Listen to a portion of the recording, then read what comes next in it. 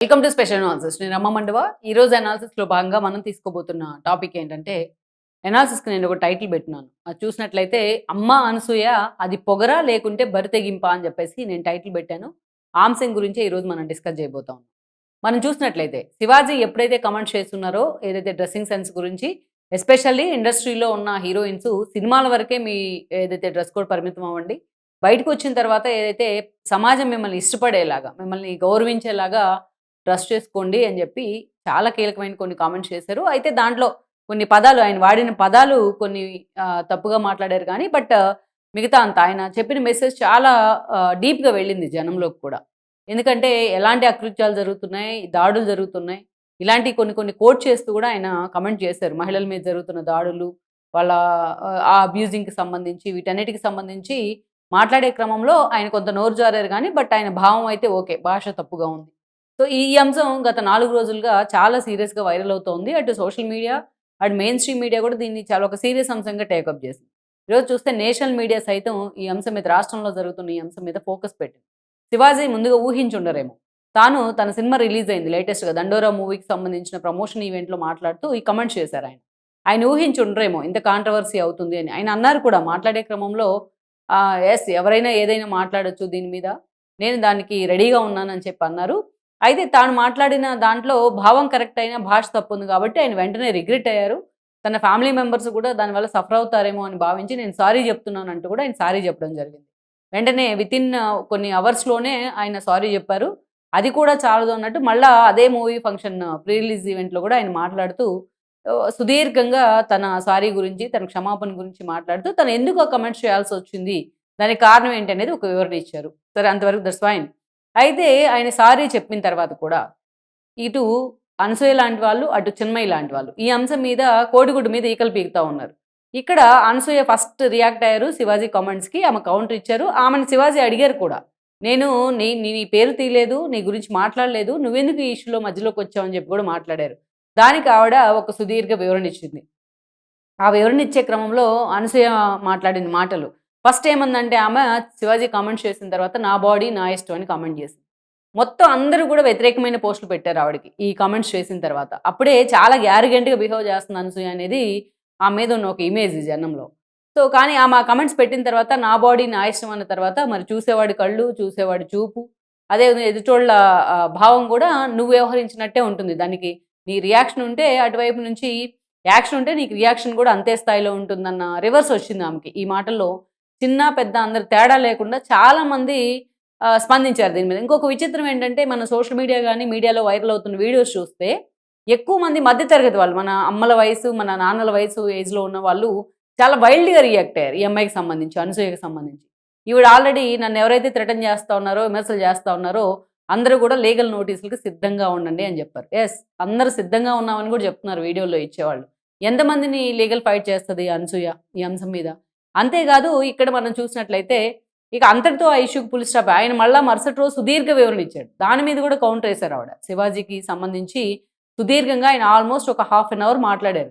ఎలాంటి డ్రెస్సులు వేసుకుంటే ఎలాంటి ఇష్యూస్ వస్తాయి, గతంలో సావిత్రి లాంటి వాళ్ళు, అదేవిధంగా సౌందర్య లాంటి వాళ్ళు, ఒక సాయి పల్లవి లాంటి వాళ్ళు, ఇలాంటి వాళ్ళ మీద ఎప్పుడూ కామెంట్స్ రాలేదు కదా, మన మీద ఎందుకు కామెంట్స్ వస్తూ ఉన్నాయి, మన వ్యవహార శైలి కరెక్ట్‌గా లేదు, మనం మనం వేసుకునే డ్రెస్ సెన్స్ వల్ల మనం ఎఫెక్ట్ అవుతున్నాం మన అపియరెన్స్ వల్ల అని చాలా కేటలారికల్‌గా ఇష్యూ బేస్డ్‌గా చెప్పే ప్రయత్నం చేశారు. ఆ తర్వాత ఒక సుదీర్ఘ వీడియో చేశారు అనసూయ. మేమంతా మేము ఏదైతే ఆఖరికి పుట్టుకనే సృష్టించే వాళ్ళం మేము. అలాంటి మేమంతా ఒక్కటైతే నువ్వెక్కడో గాలికి ఎగిరిపోతావు అన్నట్టుగా ఆయన గురించి మాట్లాడారు శివాజీ గురించి. మరి ఈరోజు శివాజీకి ఆల్మోస్ట్ 99% మద్దతు దొరుకుతా ఉంది. అటు మీడియా నుంచి కావచ్చు, ఇటు సొసైటీ నుంచి కావచ్చు, పెద్ద చిన్న తేడా లేకుండా. యూత్ అందరూ కూడా శివాజీకి మద్దతు తెలుపుతా ఉన్నారు. మరి వాళ్ళంతా ఏకమైతే అనసూయ ఏమైపోతుంది? అనసూయ ఎలాంటి ఆయన మీద కంప్లెయింట్ చేసినా, ఇంకోటి చేసినా ఏదైనా సరే శివాజీ బదులు మేము ఎదుర్కొంటాం అని చెప్పి మాట్లాడుతూ ఉన్నారు ఈరోజు సోషల్ మీడియాలో పెద్ద పెద్ద వాళ్ళు కూడా. ఆమె అంటే ఇక్కడ సమాజం అంతా ఒకవైపు పోతుంటే నేను ఒక్కదాన్ని ఇంకోవైపు పోతానన్నట్టుగా ఆమె మాట్లాడుతూ ఉంది. సరే, దాని తర్వాత ఆయన ఆ కామెంట్స్ చేసిన తర్వాత మీరు మర్యాదగా ఉండండి, మీ సహాయం మాకొద్దు, మాకు మంచి ఫ్యామిలీ ఉంది అని కూడా చెప్పే ప్రయత్నం చేశారు ఆవిడ. అసలు నీ నిజ స్వరూపం ఇది అంటూ కూడా మాట్లాడటం జరిగింది.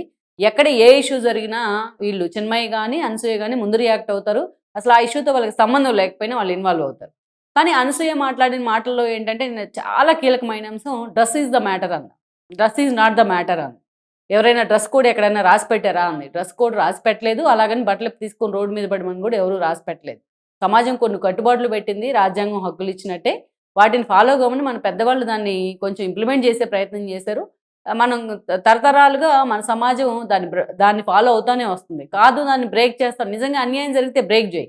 ఏదైతే గతంలో ఉండేవి వితంతు వివాహాలు గానీ, ఈ అంశం మీద బాల్య వివాహాలు గానీ, అదే వీటన్నిటి మీద చాలా చర్చ జరుగుతూ ఉండేది. చాలామంది కొన్ని విప్లవాలు కూడా లేవదీశారు ఈ అంశాలకు సంబంధించి. సతీ సహగమనం లాంటి అంశాలకు సంబంధించి. అలాంటి వాటి మీద నువ్వు మాట్లాడు. అమ్మాయిలకి నిజంగా ఏదైతే అన్యాయం జరుగుతూ ఉంటాయి. కానీ ఇలాంటప్పుడు వీళ్ళెవరు కూడా ముందుకు రాదు. ఆల్రెడీ నేను నిన్న మొన్న ఒక వీడియో చేశాను. వైఎస్ఆర్‌సీపీ అధినేత జగన్మోహన్ రెడ్డి బర్త్‌డే వేడుకలు జరిగే సమయంలో ఒక గర్భిణి మీద కాలుతో తన్ని వైఎస్ఆర్‌సీపీ సైకోలు దాడి చేస్తే ఈ అనసూయ లాంటి వాళ్ళు ఖండించరు. అప్పుడు గుర్తురారు వాళ్ళకి అమ్మాయిల గురించి, అమ్మాయిలకి అన్యాయం జరుగుతుంది అనేసి. అంతకన్నా పాశవికమైన చర్య ఉంటుందా? అంతకన్నా శివాజీ మాట్లాడిన మాటలు ఎక్కువ. కానీ దాన్ని ఖండించరు. అంతేకాదు ఒక రోజా లాంటి వాళ్ళు పవన్ కళ్యాణ్‌కి మిడిల్ ఫింగర్ చూయించారు ఆవిడ. వైజాగ్ రన్ ఏదైతే ఆయన వెళ్ళిన క్రమంలో, గతంలో వాళ్ళ గవర్నమెంట్ ఉన్న సమయంలో. అందరి ముందు ఎయిర్‌పోర్ట్‌లో. అంతేకాదు ఆవిడ భాష మాటకు ముందు గాజులు తొడుక్కో, చీరలు కట్టుకో అని మాట్లాడుద్ది ఆవిడ. మరి రోజా కూడా అలాగే మాట్లాడుతుంది కదా! ఎప్పుడైనా వీళ్ళు ఖండించే ప్రయత్నం చేశారా? పక్కనే జబర్దస్త్‌లో ఉండి కూడా రోజా ఎన్నో సార్లు అలాంటి కామెంట్స్ చేశారు. ఎప్పుడైనా ఖండించే ప్రయత్నం చేసిందా అనసూయ? చేయరు వీళ్ళు. ఇవన్నీ చేయరు. వీళ్ళకి అమ్మాయిలు తాము అమ్మాయిలము, తాము ఇలాంటి మాకు ఫ్రీడమ్ ఆఫ్ స్పీచ్ ఉంది, ఫ్రీడమ్ ఆఫ్ రైట్స్ ఉన్నాయి అని చెప్పి ఇలాంటి సమయంలో మాత్రమే స్పందిస్తారు.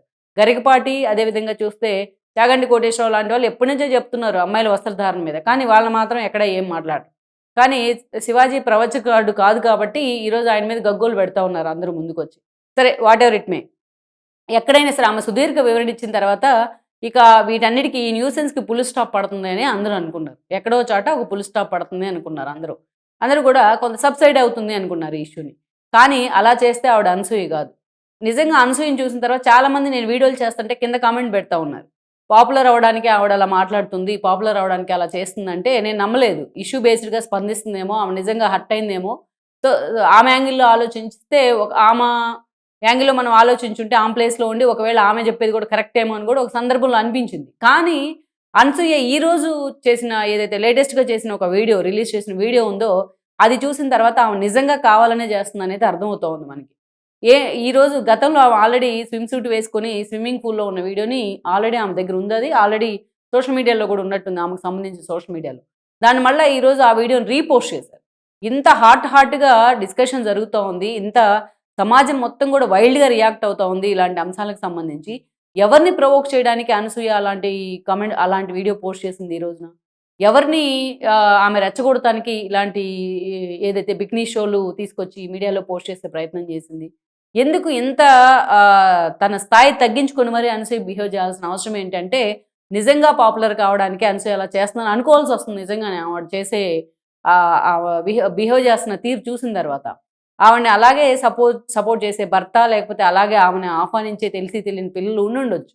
కానీ ఒక సమాజం ఎలా రియాక్ట్ అవుతుంది తన మీద అనేది కూడా ఆమె ఆలోచించుకోదా? ఆ వీడియో రీపోస్ట్ చేయడం వెనుక ఆమె ఏం కోరుకుంటా ఉంది? ఇంకా ఈ ఇష్యూని సబ్సైడ్ చేయకుండా, ఈ ఇష్యూకి ఫుల్ స్టాప్ పెట్టకుండా, దీన్ని ఇంకా చాలా దూరం తీసుకెళ్లాలని తను అనుకుంటుందా? లేకపోతే ఈ ఇష్యూ కారణంగా తను వార్తల్లో ఉంటాననుకుంటుందా? ఈ ఇష్యూ కారణంగా తను లబ్ధి పొందాలనుకుంటా ఉందా? ఇది నిజంగా ఇది పొగరంటారా? దీన్నేమంటారు ఇది? బరి తెగించిందంటారా? బరి తెగించిన విధానం అంటారా? లేకపోతే పొగరంటారా దీన్ని? ఎంత దారుణంగా ఉంది అనసూయ బిహేవియర్ ఈ విషయంలో. ఈవిడని చూస్తే నాకు చిన్మయినే బెటర్ అనిపిస్తా ఉంది.